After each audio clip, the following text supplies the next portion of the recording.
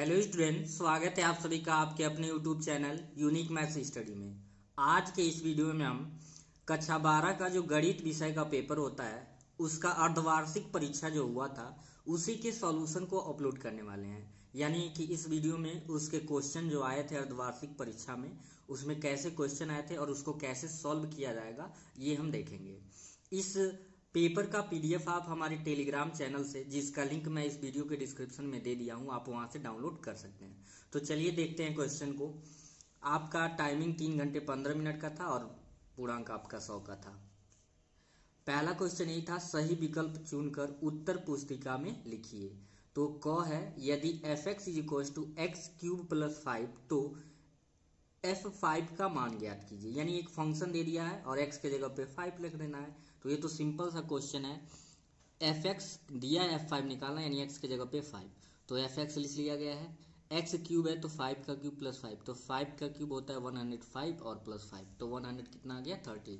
तो ये पहले का क का आंसर था। ठीक है, जो भी ऑप्शन आएगा, जरूरी नहीं है कि जो ऑप्शन के विकल्प होते हैं 1 2 3 इधर उधर कर सकते हैं, लेकिन विकल्प से नहीं मतलब है, सॉल्यूशन आपको आना चाहिए। ठीक है, जो ख है कह रहा है ए और बी समान कोटि के आव्यूह हों तो A B dash minus B A dash, तो ये होगा विषम सममित आव्यूह। 4 ऑप्शन दिए थे जिनमें से विषम सममित आव्यूह क्या था आपका, सही था।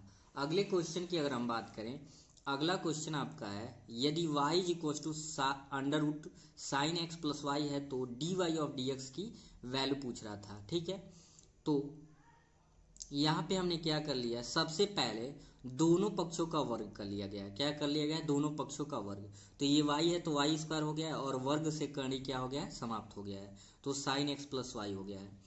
ऐसा क्यों किया गया है, अगर x होता तो आप बिना वर्ग किए भी सॉल्व कर लेते, चूंकि y था तो y को हटाने के लिए। ठीक है, तो ये प्लस इधर आ गया माइनस वाई, यानी Y square minus Y equals to क्या आ गया, साइन एक्स। अब क्या किया जाएगा, दोनों पक्षों का x के सापेक्ष अवकलन करने पे, तो d of D X Y, इसका d of D X Y और d ऑफ डी एक्स क्या हो जाएगा, साइन। अवकलन को d ऑफ डी एक्स से रिप्रेजेंट करते हैं।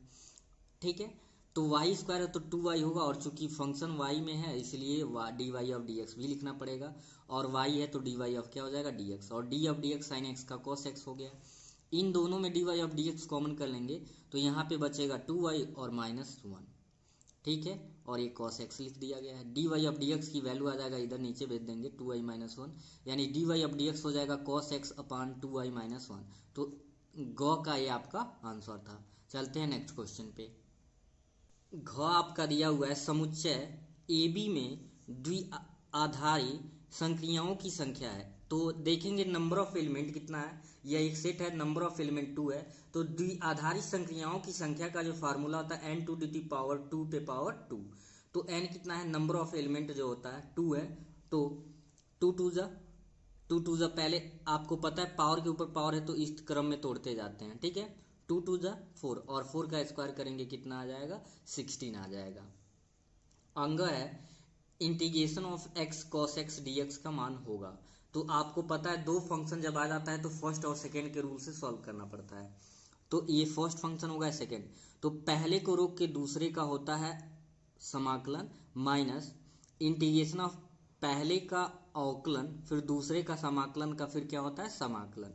तो x cos x का क्या होता है, sine x minus D of D X, X का 1 हो जाएगा, छोड़ जाएगा, और cos का होता है माइनस साइन एक्स, सॉरी ये समाकलन है तो cos का सिर्फ साइन एक्स होगा, तो यहाँ पे लिख दिया गया है। तो x साइन एक्स लिखा गया है, और फिर चूंकि पूरे का dx होता है तो x साइन एक्स, और यहाँ पे तो समाप्त हो गया है, cos का हो गया साइन, तो साइन x का जो समाकलन होता है माइनस cos x, तो ये माइनस और माइनस क्या हो गया, प्लस।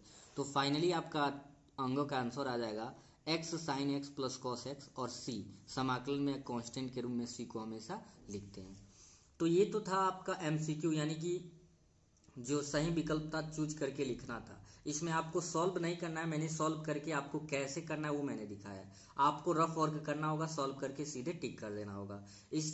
ठीक है, जल्दी ही मैं इस चैनल पे आपके जो क्लास 12th का मॉडल पेपर लॉन्च हुआ उसको भी अपलोड कर दूंगा। इस पार्ट को जैसे ही ये पेपर पूरा सॉल्व हो जाएगा उसको भी अपलोड कर दिया जाएगा। यहाँ पे दूसरा देखते हैं, सभी खंड कीजिए, यानी इसमें जितने पार्ट है सब करने हैं। पहला क्वेश्चन है, यदि ये आपका आव्यूह है 5 3 x7 बराबर वाई जेड 1 7 तो एक्स वाई जेड, तो आपको पता है दो आव्यूह आपस में बराबर हैं तो उनके एलिमेंट भी आपस में, यानी 5 किसके बराबर होगा y के, 3 किसके बराबर होगा z के, x किसके बराबर हो जाएगा 1 के। तो सिंपली यहाँ पे एक्स वाई जेड की वैल्यू आपका क्या आ गया, x की वैल्यू 1 क्योंकि x 1 के बराबर होगा, y की वैल्यू 5 और z की वैल्यू 3। तो ये तो बहुत छोटा सा एक क्वेश्चन था। अब देखते हैं इसका ख, जो ख पार्ट है दूसरे का, सिद्ध कीजिए कि समुच्चय 1 2 3 में रिलेशन 1 1 2 2 3 3 1 2 2 3 द्वारा प्रदत्त फलन स्वतुल्य है, यानी आइडेंटिटी है। तो ये हो गया ए और रिलेशन 1 1 2 2 3 3 1 2 2 3 है, तो यह आपका स्वतुल्य है। स्वतुल्य होने के लिए हर एक एलिमेंट अपना खुद का एक सेट होना चाहिए। तो जैसे 1 का बना है पेयर, देखिए 1 का बना ही है, 2 बना ही है, 2 का 3 बना ही है, इसके अतिरिक्त हो ठीक है, लेकिन खुद का जो एलिमेंट है अपने खुद का क्या होना चाहिए, समुच्चय होना चाहिए, उप समुच्चय जिसे बोलते हैं। तो इसलिए बोल देंगे कि यह क्या है, स्वतुल्य होगा। प्रदत्त फलन क्या होगा, स्वतुल्य होगा, लिख सकते हैं। इसलिए दिया गया फलन स्वतुल्य होगा क्योंकि दिए गए समुच्चय के प्रत्येक अवयव अपने खुद का समुच्चय बनाते हैं। ठीक है, अगला देखते हैं ग, छोटे छोटे क्वेश्चन है अभी।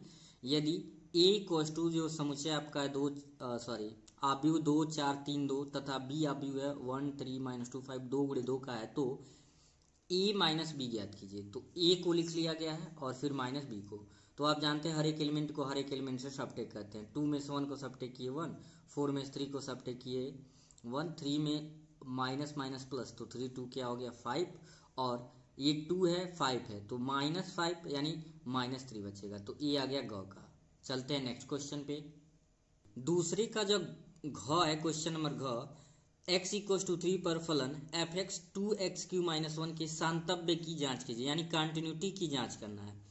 तो फंक्शन सबसे पहले दिया है F x equals to 2x3 - 1, इसका x इक्वस टू 3 पे कंटिन्यूटी की जांच करना है। तो सिंगल फलन होता है तो आप डायरेक्ट भी left hand limit right hand limit नहीं भी लेंगे तब भी आप सॉल्व कर सकते हैं। तो सबसे पहले जो वैल्यू है उस पर निकालते हैं f3, क्योंकि x बराबर 3 पे, तो 2 इंटू एक्स क्यूब है तो 3 का क्यूब -1, तो 2 इंटू 3 3 जा 9 3 जा 27 -1, तो 27 दूना 54, 54 में से एक को घटाए तो कितना आ गया 53 आ गया। अब हम लिमिट लेके चेक करेंगे, लिखेंगे now limit x tends to 3 F X, तो limit x tend to 3 2x3 -1, फिर x के जगह पे 3 रख देंगे, तो 2 इंटू 3 का क्यूब -1, तो ये 54 - 1 53।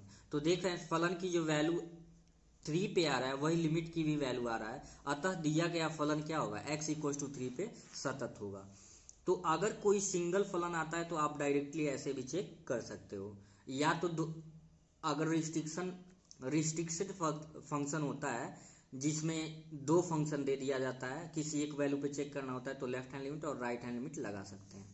ठीक है, तो आई होप आपको समझ आ गया होगा। कोई भी अगर वीडियो से रिलेटेड सजेशन हो या किसी भी क्वेश्चन में डाउट हो तो आप एक बार कमेंट करके ज़रूर पूछें, और वीडियो पे अपना प्यार लाइक ज़रूर दें, ताकि आप लोग को जो भी ये सब आप ही के लिए किया जा रहा है यहाँ पे। तो अंग देखते हैं, मतलब दूसरे का लास्ट क्वेश्चन ये है, कह रहा है कि वृत्त के क्षेत्रफल की परिवर्तन दर इसकी त्रिज्या r के सापेक्ष ज्ञात कीजिए जब r 6 सेमी हो।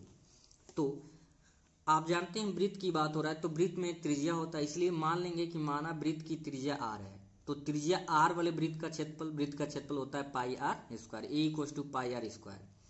तो हमें क्या निकालना, क्षेत्रफल की परिवर्तन का दर। तो इसलिए r में है, इसलिए r के सापेक्ष जब इसका अवकलन करेंगे तो dA ऑफ dr हो जाएगा, और d of dr pi r square. तो चूंकि r के रिस्पेक्ट में कर रहे हैं तो पाई कांस्टेंट हो गया, पाई को लिख देंगे, r स्क्वायर का क्या हो गया 2r, यानी dA ऑफ dr आ गया 2 पाई r। कह रहा है कि उस समय परिवर्तन निकालना है जब r की वैल्यू क्या हो 6 हो, तो आप सिंपली r की वैल्यू क्या रख देंगे 6। तो जब इसमें रखेंगे dA ऑफ dr आ जाएगा 2 पाई इंटू r की वैल्यू 6 यानी 12 पाई, और चूंकि एरिया है इसलिए सेंटीमीटर स्क्वायर हो जाएगा। तो ये आपके क्षेत्रफल परिवर्तन की क्या आ गई, दर आ गई। अब चलेंगे क्वेश्चन नंबर 3 पे। देखिए क्वेश्चन नंबर 3 में भी आपको कह रहा है कि इसमें भी सभी खंड कीजिए, यानी जितने भी पार्ट इसमें दिए हैं सारे के सारे करने हैं। सिद्ध कीजिए कि F X is equal to 2x for all x belongs to r। 2x for all x belongs to r, x क्या है, एक रियल नंबर है, वास्तविक संख्याएं की बात हो रही है, द्वारा प्रदत्त फलन f such that r relation जो है r आच्छादक है। क्या प्रूफ करना है कि आच्छादक है। तो क्योंकि हम जानते हैं किसी फलन के आच्छादक को ऑन्टो बोलते हैं, होने के लिए सहप्रांत किसके बराबर होना चाहिए, परिसर। यानी किसी भी फलन के आच्छादक होने के लिए नियम क्या होता है कि अगर वह फंक्शन, उसका जो फंक्शन का सहप्रांत है परिसर के बराबर आ जाता है तो वो आपका हो जाएगा आच्छादक। तो चूंकि जो आपका ये दिया हुआ फलन है वो r से r है, यानी कि r रियल नंबर के लिए, तो fx 2x परिसर इसका क्या होगा, r होगा, परिसर क्या होगा, r। और तो ये देख रहे हैं कि परिसर भी इसका r है और सहप्रांत भी क्या आ गया, r आ गया। तो इस प्रकार से दिया गया फलन क्या हो जाएगा, आपका आच्छादक हो जाएगा। चूंकि कहने का मतलब है x की कोई भी वैल्यू अगर रियल नंबर मिलेंगे तो इसकी वैल्यू भी तो रियल नंबर में ही मिलेगी। तो इस प्रकार से हम देख रहे हैं कि इसका परिसर सहप्रांत के क्या आ जा रहा है, बराबर हो, इसलिए कहेंगे कि यह फलन क्या है, आच्छादक है।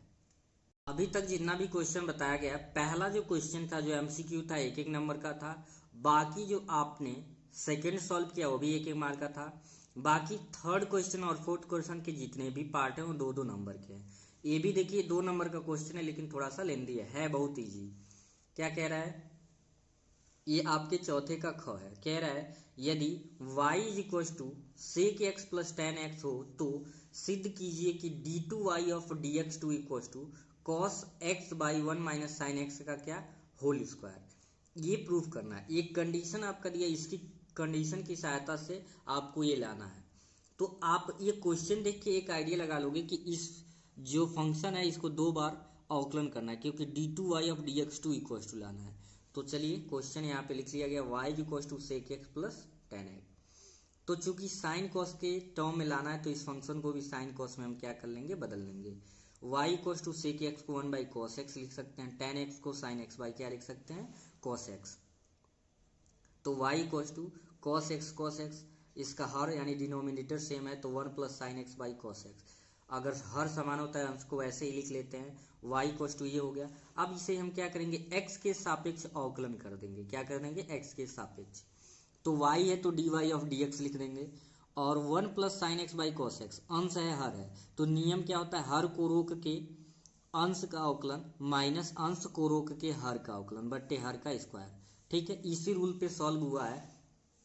तो ध्यान से देखेंगे, ये तो dy ऑफ dx हो गया, ये तो पहले रोका गया 1 प्लस साइन एक्स, तो 1 का 0 हो जाएगा, कांस्टेंट है, साइन का क्या हो जाएगा, कॉस हो जाएगा। ठीक है, इसी प्रकार से 1 प्लस साइन एक्स को रोका गया है, D of D x cos x होता है माइनस साइन एक्स, तो यहाँ पे लिखा गया है। और ध्यान दें कॉस एक्स है तो इसे हम लिख सकते हैं कॉस स्क्वायर एक्स, और कॉस स्क्वायर एक्स के जगह पे लिख सकते हैं 1 माइनस साइन स्क्वायर एक्स। अब कॉस एक्स का कॉस एक्स से मल्टीप्लाई करेंगे कॉस स्क्वायर एक्स, माइनस 1 का माइनस में करेंगे तो minus minus plus sine x हो जाएगा, और minus minus plus sine square x हो जाएगा। अगर आप ध्यान दें आप तो हमने यहाँ पे क्या किया, कॉस स्क्वायर एक्स को रहने दिया है, साइन एक्स को भी रहने दिया है। साइन स्क्वायर एक्स को चूंकि ऊपर हमें कॉस चाहिए इसलिए कॉस में बदल दिया है। साइन स्क्वायर एक्स को 1 माइनस क्या लिख सकते हैं, कॉस स्क्वायर एक्स, तो ये माइनस का कॉस स्क्वायर एक्स, ये प्लस का कॉस स्क्वायर एक्स, दोनों कट गया। अब बचा आपका फाइनली साइन एक्स प्लस 1 बचा है, और नीचे क्या बचा, अब देखें तो 1 माइनस साइन स्क्वायर एक्स था तो ए स्क्वायर माइनस बी स्क्वायर पे इसे तोड़ सकते हैं, तो ए प्लस बी और ए माइनस बी, यानी 1 plus sine theta 1 minus sine theta, ऊपर भी क्या बचा 1 प्लस साइन थीटा, तो 1 प्लस साइन थीटा से एक 1 प्लस साइन थीटा कट जाएगा, ऊपर 1 बचेगा, 1 बाई 1 माइनस क्या हो जाएगा 1 minus sine x, 1 upon 1 minus sine x, equation first. अब चलते हैं नेक्स्ट पेज पे। तो जो इक्वेशन फर्स्ट आया है dy of dx is equal to 1 upon 1 minus sine X, फिर उसे क्या कर देंगे, समीकरण का पुनः अवकलन करने पर किसके सापेक्ष में, x के।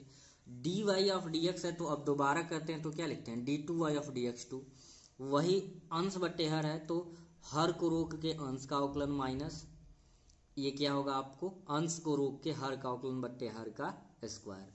तो ध्यान देंगे 1 माइनस साइन एक्स तो लिख देंगे डी ऑफ डी एक्स एक कॉन्स्टेंट 1 है, 0 होगा, और 1 लिखा गया है, डी ऑफ डी एक्स 1 का 0 हो गया। साइन एक्स का क्या होता है, कॉस एक्स होता है। अब ये बताइए 0 का हम किसी भी नंबर में गुणा करेंगे 0, माइनस माइनस क्या हो जाएगा प्लस कॉस एक्स, और 1 माइनस साइन स्क्वायर, यही आपको क्या करना था, लाना था। तो देखिए क्वेश्चन थोड़ा सा बड़ा है लेकिन स्टेप इसका बहुत सिंपल था, और मैंने गलत शुरुआत में बोली है चौथे का पार्ट है, ये चौथे का पार्ट नहीं तीसरे का पार्ट था। अब चलते हैं नेक्स्ट क्वेश्चन पे। तीसरे का ग जो आपका एक और आव्यूह से रिलेटेड क्वेश्चन है, कह रहा है यदि ए इक्वल्स टू आव्यूह -245 और बी जो दिया है 1 3 -6 है, तो सत्यापित कीजिए कि A B dash is equals to B dash A dash के क्या होगा, बराबर होगा। तो ए दे दिया है, बी दे दिया है, लिख लिया गया है। क्योंकि हम देख रहे हैं क्वेश्चन में हमें ए डैश और बी डैश दोनों वैल्यू की जरूरत है, तो इसलिए ए से ए डैश निकाल लेंगे, रो को कॉलम में बदल देंगे। ये क्या है आपका रो, यानी ये पंक्ति है, इसको किस में बदल देंगे, स्तंभ में। तो -245 था तो इसे बना दिया गया -245। रो को कॉलम में बदलते हैं, यानी पंक्ति को स्तंभ में या स्तंभ को पंक्ति में बदलते हैं, तो उसका परिवर्तन निकल जाता है। और चूंकि हमें बी डैश की भी जरूरत है, तो इसे बी दिया है 1 3 -6, और ये क्या है आपका, ये आपका पंक्ति के फॉर्म में था तो इसे स्तंभ बना दिए हैं, 1 3 -6 हो गया। ठीक है, अब क्या करेंगे, हमें लेफ्ट हैंड साइड में ए बी डैश की जरूरत है, तो सबसे पहले ए बी निकालेंगे फिर उसका डैश। तो यहाँ पे लिख लिए now A B dash equals to B dash A dash. तो ए बी डैश निकालने के लिए सबसे पहले हमें ए इंटू क्या निकालना पड़ेगा, बी। तो ए की वैल्यू -245 और बी की वैल्यू 1 3 -6। तो इसका प्रोडक्ट निकालते हैं। पहले -2 का 1 में मल्टीप्लाई करेंगे -2, यानी कि अगर ये पहले होता है, चूंकि इंटू है तो इस पूरे पहले इसका तीनों फिर इसका और फिर इसी का, मतलब कि -2 का 1 में मल्टीप्लाई करेंगे -2, 4 का 1 में मल्टीप्लाई करेंगे 4, और 5 का 1 में मल्टीप्लाई करेंगे 5। तो ये हो गया आपका पहले पंक्ति का पहले स्तंभ में, ऐसे समझ लीजिए। ठीक है, फिर पहले पंक्ति का एक दूसरे में, यानी -2 का 3 मल्टीप्लाई करेंगे 6, 4 3 12 और 5 3 15, और फिर इसी का मल्टीप्लाई लास्ट में, -2 का 6 में किए 12 और 4 6 मतलब 4 है माइनस थे तो -24 और 5 है के क्या हो गया -30। तो ए इंटू बी निकल गया, आसानी से ए बी डैश निकालेंगे, पंक्ति को स्तंभ में बदल देंगे, स्तंभ को पंक्ति में। तो यहाँ पे देखिए ये आपका पंक्ति स्तंभ में बदलते हैं, -2 -6 12 है तो -2 -6 12, ये पंक्ति को स्तंभ में बदल दिए। ठीक है, फिर यहाँ पे 4 12 -24 है, 4 12 -24। अब तीसरी पंक्ति को तीसरा स्तंभ 5 15 -30 से लिख दिया गया, तो ये आ गया ए बी डैश। अब हमें निकालना है बी डैश ए डैश। तो बी डैश की वैल्यू जो ऊपर हमने फाइंड किया है 1 3 -6 है, और बी की वैल्यू है इंटू -245। तो जिस प्रकार अभी ऊपर निकाला गया सेम, ये समझिए पहली पंक्ति है, ये पहला स्तंभ, दूसरी पंक्ति का दूसरे स्तंभ में, तीसरी पंक्ति का तीसरे में। तो 1 का -2 में हुआ -2, 3 का -2 में -6 का 2 में हुआ तो माइनस माइनस प्लस क्या होगा आपका 12 हो गया। ठीक है, फिर 1 का 4 में होगा तो 4, 3 का 4 में होगा 12, -6 का 4 में होगा तो -24। अब आते हैं 1 का 5 में 5, 3 का 5 में 15 और -6 का 5 में 30। कंफ्यूज नहीं होना है। ठीक है, तो जो लेफ्ट हैंड साइड है वो राइट हैंड साइड के क्या आ गया, इक्वल आ गया, इसलिए हमारा क्वेश्चन प्रूव हो गया। घ दिया है आपका, यदि cot inverse 4/3 equals to x है तो cos 2x का मान ज्ञात कीजिए। तो बहुत ही इजी क्वेश्चन है, ध्यान से देखेंगे। cot inverse 4/3 equals to x है, तो जब cot को उधर भेजेंगे 4/3 हो जाएगा, और cot का फार्मूला हम जानते हैं बेस बाई परपेंडिकुलर, यानी आधार बटे लंब। तो जब आप ट्राइंगल बना के आधार बटे लंब है, कर्ण निकालेंगे, 4 चौको 16 9 25 तो 5 आ गया। h की वैल्यू कितना आ जाएगा 5। ठीक है, तो cos x हम जानते हैं बेस बाई हाइपोटेन्यूज यूज होता है, मतलब कि आधार बटे कर्ण। तो आधार आपका कितना है 4 है और कर्ण 5 आ गया। ठीक है, cos 2x की वैल्यू फाइंड करनी थी, तो सिंपली हम लिख देंगे cos 2x इक्वल टू होता है 2 cos स्क्वायर x -1।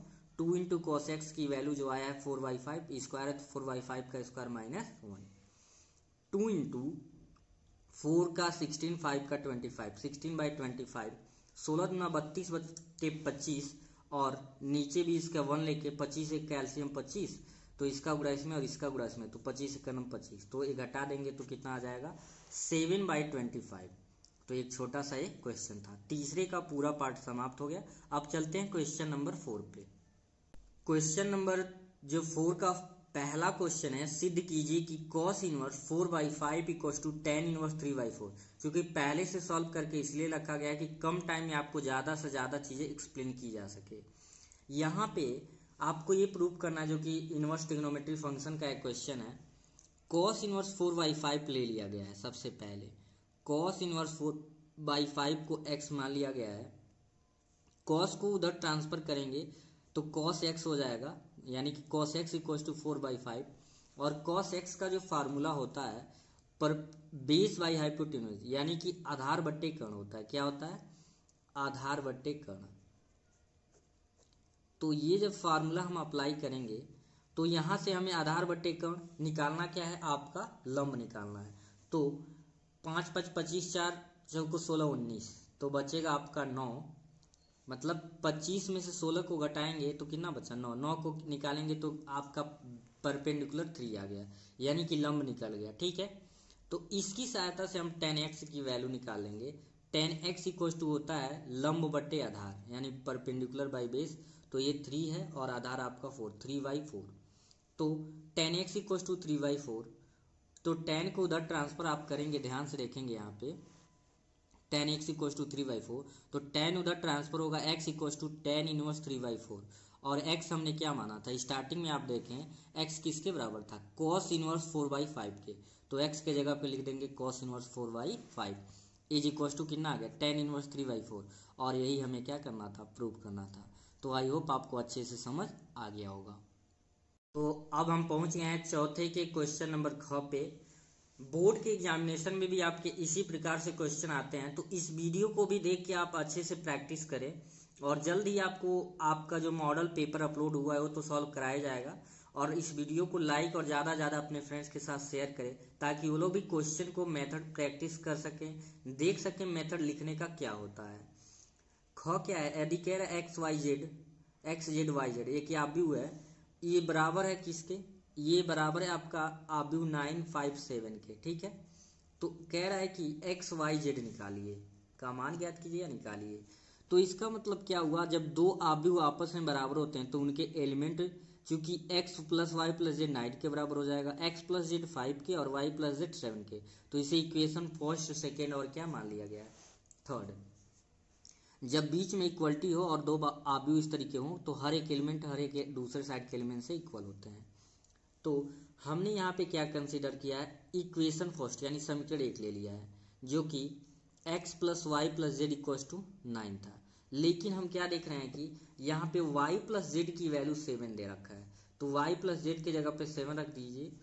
तो जब 7 रख देंगे तो x plus 7 equal to 9, x is equal to plus, इधर आया माइनस, और 9 में 7 को सब्ट्रैक्ट करेंगे, x की वैल्यू कितना आ गया? 2। अब हमने क्या कंसीडर किया है? समीकरण 2 से। समीकरण 2 आपका क्या था? x plus Z equal to 5। लेकिन हमने तो x की वैल्यू निकाल लिया, तो 2 प्लस जेड इक्वल टू 5, तो z इक्वल टू 5 प्लस, इधर आया माइनस, तो 5 में इस 2 को सब्ट्रैक्ट करेंगे तो आपके z की वैल्यू आ गया। इसी प्रकार से ले लिए इक्वेशन 3। इक्वेशन 3 आपका देख रहे हैं y plus Z equal to 7 है, लेकिन z तो हमने फाइंड कर लिया था 3। तो y प्लस 3 इक्वल टू 7, तो y प्लस, इधर आएगा माइनस, 7 में 3 को सब्ट्रैक्ट करेंगे, y की वैल्यू क्या आ जाएगी? 4 आ जाएगी। तो ऐसे इजी क्वेश्चन भी आते हैं, आपको पेशेंस के साथ क्वेश्चन को सॉल्व करना होता है। नेक्स्ट जो क्वेश्चन है चौथे का ग कह रहा है कि यदि a एक आव्यूह है 1 4 2 2, तो दिखाइए कि मॉड ऑफ 2a या determinant of 2a equal to 4 determinant of a। दोनों तरीके से आप समझ सकते हैं, क्योंकि आव्यूह के बाद डिटर्मिनेंट आता है तो इस तरीके को डिटर्मिनेंट बोलते हैं। ठीक है, a वैल्यू दिया है, तो चूंकि हमें डिटर्मिनेंट ऑफ 2a निकालना है तो 2a तो पहले होना चाहिए, और a है आपको 2a जब निकालना है तो 2 से सारे एलिमेंट में क्या करना पड़ेगा? मल्टीप्लाई। तो जब मल्टीप्लाई करेंगे 2 1 जा 2, 2 2 जा 4, 4 2 जा 8 और 2 2 जा 4, तो ये 2a आ गया। अब मॉड ऑफ 2a लेंगे तो इस आव्यूह को डिटर्मिनेंट के फॉर्म में बना देते हैं, और 2 गुणे 2 का जब डिटर्मिनेंट होता है तो इसका गुणा आपको इसमें और माइनस के साथ इसका गुणा इसमें, तो 2 4 जा 8 और माइनस 8 4 जा 32। तो जब 32 में से 8 को घटाएंगे तो कितना आ गया? -24। दूसरा है 4 डिटर्मिनेंट ऑफ ए, तो 4a जो है ए को डिटर्मिनेंट में 1 2 4 2 बना लिया गया है और वही तोड़ने का तरीका वही होता है 4 इंटू 1 का 2 मल्टीप्लाई किए 2 4 2 ज़ा -8, तो 4 इंटू -8 में 2 को सबट्रैक्ट करेंगे -6, तो 4 6 ज़ा -24। लेफ्ट हैंड साइड किसके बराबर आ गया, राइट हैंड साइड के। यही आपको क्या करना था, प्रूफ करना था। तो देखिए 2 नंबर का क्वेश्चन है और 2-4 स्टेप में सॉल्व हो गया। ठीक है, चौथे का घ है और आज के इस वीडियो का ये लास्ट क्वेश्चन रहेगा। बाकी के जो 3 क्वेश्चन आपके 4 क्वेश्चन है उसको सेकेंड पार्ट में सॉल्व करके बताया जाएगा। ठीक है, तो देखते हैं। अंतराल ज्ञात कीजिए जिनमें f(x) = 10 - 6x - 2x²। पहला, निरंतर वृद्धिमान हो और निरंतर ह्रासमान हो। वृद्धिमान की कंडीशन में हम क्या करते हैं बाबू, ये जो फंक्शन होता है उसका डिफ्रेंशिएट करते हैं। सबसे पहले तो फंक्शन जो दिया है उसका डिफ्रेंशिएट करते हैं और निरंतर वृद्धिमान में उस फंक्शन को 0 से क्या लेते हैं, 0 से लेते हैं बड़ा, और निरंतर ह्रासमान की स्थिति में हम क्या करते हैं, उस फंक्शन को 0 से लेते हैं छोटा। तो सबसे पहले दिया गया फंक्शन है इसका अवकलन करते हैं। f(x) दिया है 10 - 6x - 2x², तो यहाँ पे लिखेंगे f'(x). f'(x) का मतलब इस फंक्शन का x के सापेक्ष अवकलन करने पर, तो जैसे आप y रहता तो dy/dx, f(x) है तो f'(x) लिखते हैं। 10 है constant, d(dx) 10, -6 constant, d(dx)x, 2 constant है, d(dx)x²। तो f'(x) = कांस्टेंट का अवकलन 0, 6 d(dx)x का 1, -2 और x² का डिफ्रेंसिएशन कितना हो गया, 2x। चूंकि ये 0 है छोड़ देंगे, -6 और 2 2 ज़ा -4x। ठीक है, पहला हम वैल्यू फाइंड करेंगे वृद्धिमान के लिए। ठीक है, तो इंक्रीजिंग के लिए फाइंड करते हैं और एक बार डिक्रीजिंग के लिए। तो वृद्धिमान के लिए मैंने कहा था कि अवकलन जो हुआ है वो फंक्शन को आपको लेना होता है कि दिया गया फंक्शन 0 से क्या है, बड़ा है। तो -6 - 4x इज ग्रेटर देन 0, -6 इधर ट्रांसफर किए तो हो गया ये आपका 6। तो अब ध्यान देंगे ये आपका कैसे हुआ, जब -4 को नीचे भेज देंगे, कैसे ध्यान से समझेंगे। या तो -4 से डिवाइड कर देंगे दोनों साइड में, लेकिन ये -4 ही है तो ऊपर भी तो लिख सकते हैं। मतलब एक स्टेप अगर आप समझें तो इस तरीके से हुआ है -4, तो माइनस ऊपर लिखिए चाहे नीचे। 2 3 ज़ा 6 और 2 2 ज़ा 4। तो क्या कह रहा है, x इज ग्रेटर देन -3/2। तो क्या कह रहा है कि -3/2 से क्या है, बड़ा है। तो ये क्या होगा, ओपन इंटरवल -3/2 टू इनफाइनाइट, 3/2 से बड़ा इनफाइनाइट तक हो जाएगा। ठीक है, और निरंतर ह्रासमान यानी कि डिक्रीजिंग के लिए फंक्शन को 0 से छोटा लेते हैं। -6 - 4x इज लेस देन 0। तो जब लेस देन 0 लेंगे, ये माइनस इधर आया प्लस, अभी ऊपर जो बताएं उसी कॉन्सेप्ट x = -6/4। तो x इज लेस देन -3/2 यानी -3/2 से छोटा, यानी निगेटिव में ही वैल्यू बढ़ती जाएगी। तो इनफाइनाइट टू क्या हो जाएगा, -3/2, यानी इनफाइनाइट से कहाँ तक आ सकते हैं, -3/2 से। ओपन इंटरवल क्यों लगा रहे हैं, क्योंकि ना तो -3/3 आप नहीं ले सकते हैं, तभी तो x इज लेस देन -3/2, यानी इनके बीच की वैल्यू ही ले सकते हैं। तो इस वीडियो के बारे में कमेंट सेक्शन में ज़रूर बताएं और ज़्यादा से ज़्यादा लाइक और शेयर करें। फिर मिलते हैं इसके सेकंड पार्ट में, तब तक के लिए थैंक यू।